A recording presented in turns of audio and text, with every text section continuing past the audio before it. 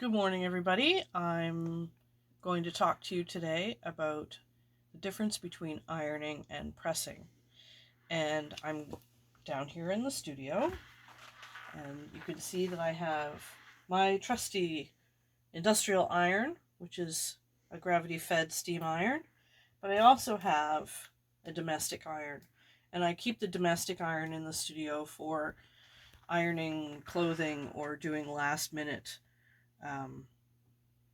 things that I need to press quickly that I can't wait for the industrial iron to heat up. The industrial iron takes about 15 minutes to heat up, so that's the first thing I turn on in the morning when I come downstairs.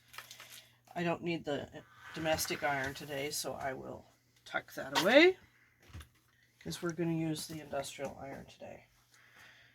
Now, the important thing about an iron, whether you're pressing or ironing, is that it has water in it. You want steam iron. It'll prevent your clothing from getting shine marks on it and damaging the fibers of your clothes and the things that you're making into clothes.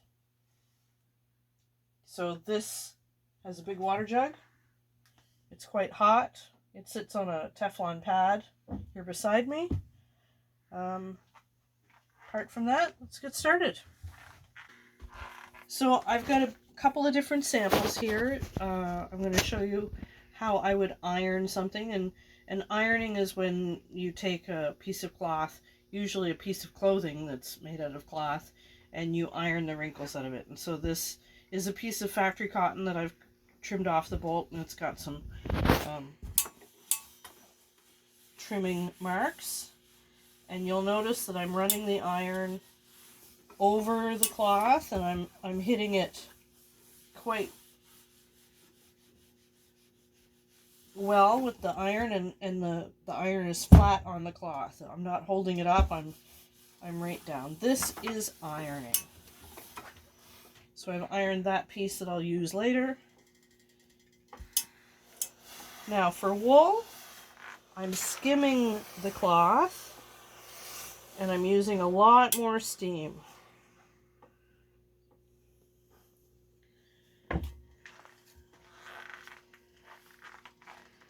So those pieces are all ironed. Now I'm going to show you how I press. This is a sample that I've made that's got a stitch seam by machine, and I'm going to open it up. And every seam that I do, every seam that I sew, I'm going to press.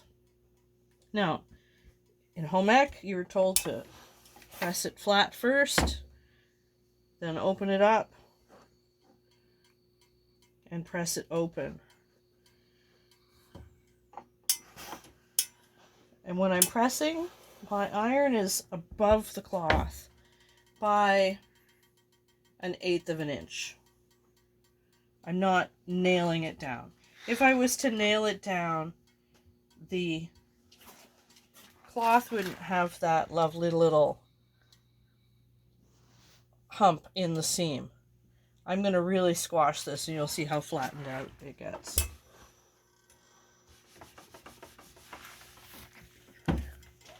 This is kind of what you don't want. You wanted a nice rounded edge. So, because it's factory cotton and it's obedient, if I've pressed it too much, I'm going to press it flat again. See, I've got those nice humps. Kind of like a book. Kind of like a book. And then pressing it open. Just floating the iron over the cloth. And that's all you need to do. And it's especially important on wool. Silk taffeta. Like, you don't want to nail that seam down on a piece of silk taffeta, or you're going to see ridge marks all over the place on the outside of your garment. Wool, you want to do the same thing. You want to open up that seam with your fingers and then press that seam with a lot of steam.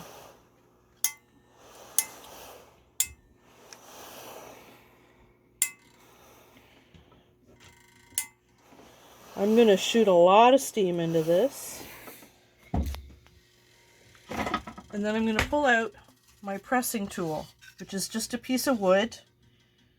And I'm going to lay this pressing tool on the seam, pressing the wood down into the seam. And what that's going to do is absorb the steam into the wood out of the cloth.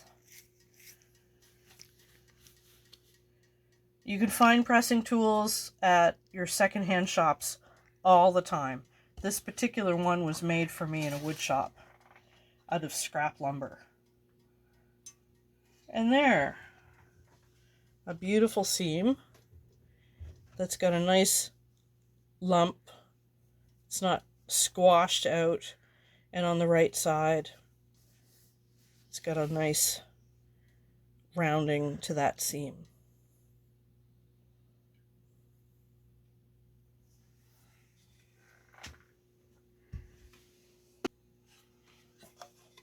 This kind of pressing tool you'll find in secondhand shops all the time. And it's got a bunch of different curves and flat planes. I got this one at a secondhand store for 99 cents. And I'm going to use this part of the pressing tool to press open my curved seam.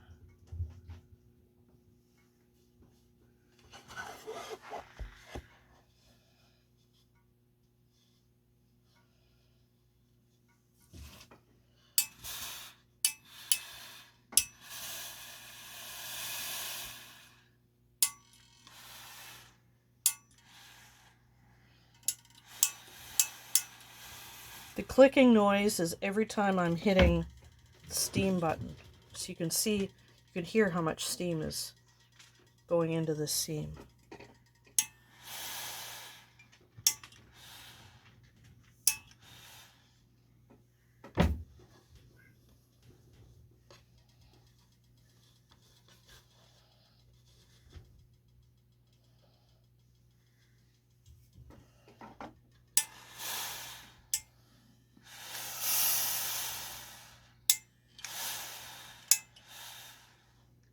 So there's the seam pressed open. Now what if you want to turn this right side out and you want that seam to be right on the edge?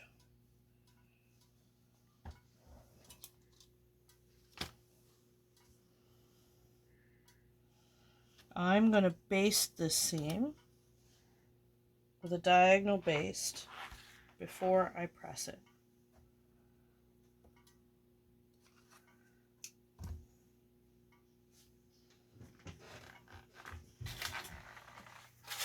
Now I've rolled that seam so that it's right on the edge, and I'm holding it in my fingers like that.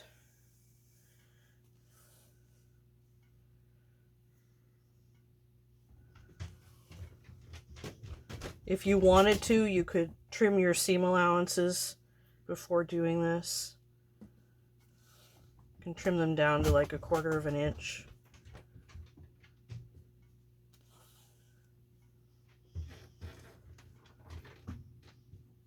If you're doing the armhole of a waistcoat, you sometimes want to machine baste that armhole right sides together.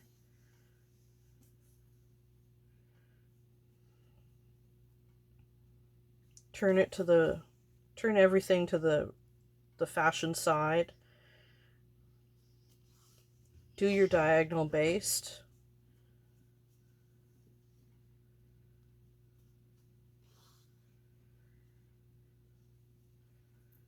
And if you want, then you could fell stitch the lining down. Or if you're making a modern waistcoat, it's just basted and pressed.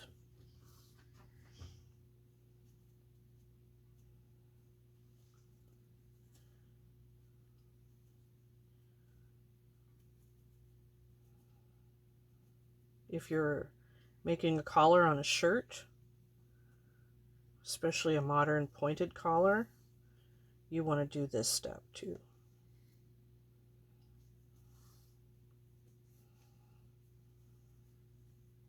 Any shape that's got a lining and a fashion layer, that you have to have that seam right on the edge.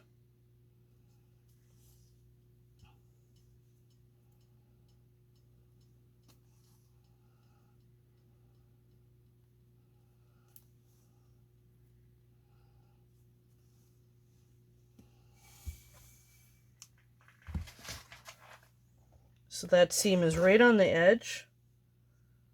It's basted now, it's not going to move anywhere. And I can press it.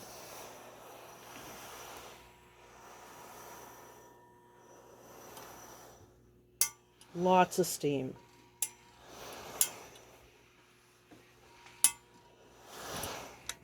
And that goes for every fabric, right? Every fabric, lots of steam.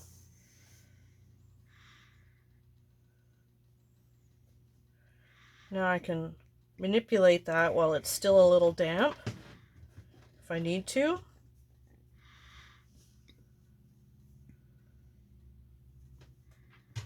If I wanted to, I could have diagonally baste it so that the edge is creeped to the lining side a little bit and then feld stitched around. The diagonal baste is just going to hold it in place of whatever I want to do. Then press it and then stitch it. Now, let's say we want to do pleats. You don't want to be standing at the ironing board pressing your pleat into place every single time.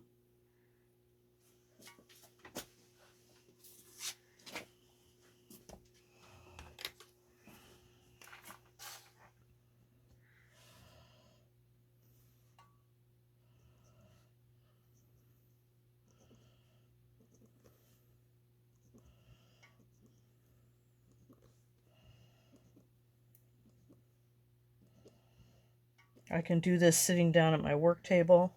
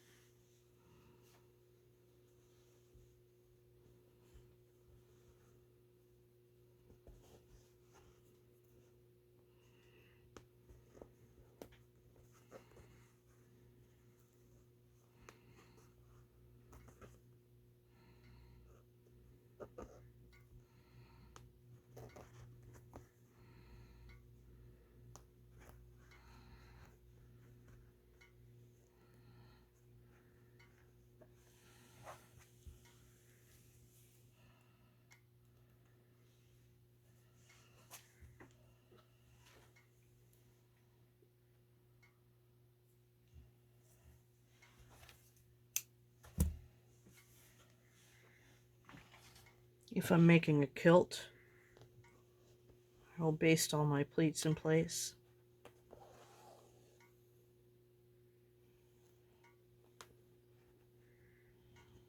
I spend hours laying out a kilt and basting all the pleats in place. And then the basting stays in until the very end, and I'm giving it to the client. If I have to press a kilt, let's say someone's been abusive and sat on their pleats the wrong way after a good night of drinking, I will baste the pleats back in place and then press it.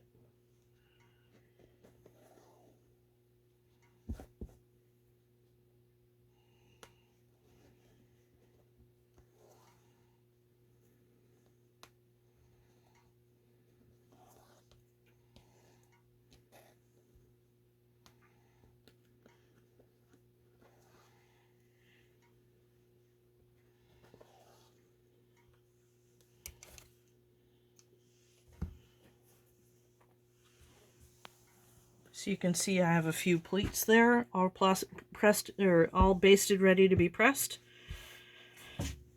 And now I'm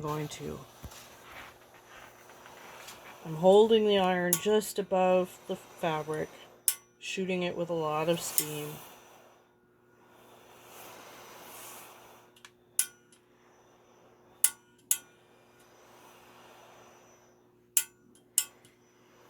More so with wool. And some of the heavy wools you want to press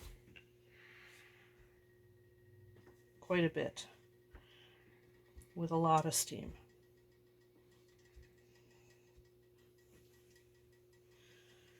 And then I'll leave those basting stitches in while it dries as well. And then those pleats will be nailed in place.